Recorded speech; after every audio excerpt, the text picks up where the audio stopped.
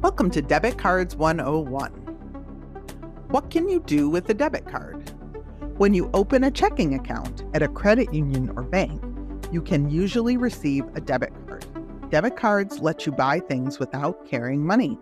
You can use your debit card in most stores to pay for something. Debit cards look like credit cards, but use the money you already have. When you use your card, money comes out of your checking account right away. What happens if you use all of the money in your checking account?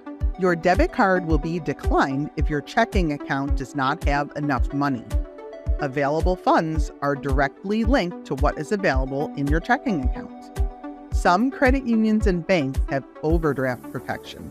This lets you use your debit card even when there isn't enough money in your account, but you might have to pay an overdraft fee or interest.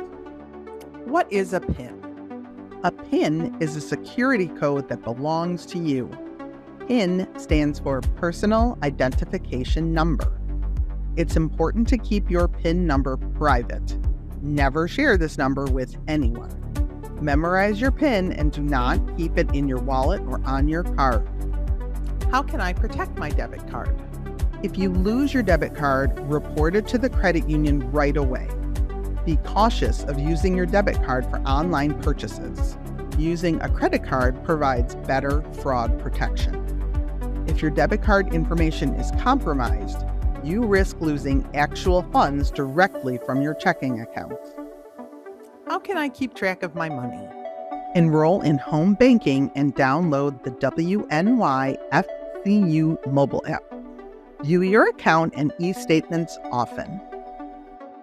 And that's Debit Cards 101. For more information, visit WNYFCU.com.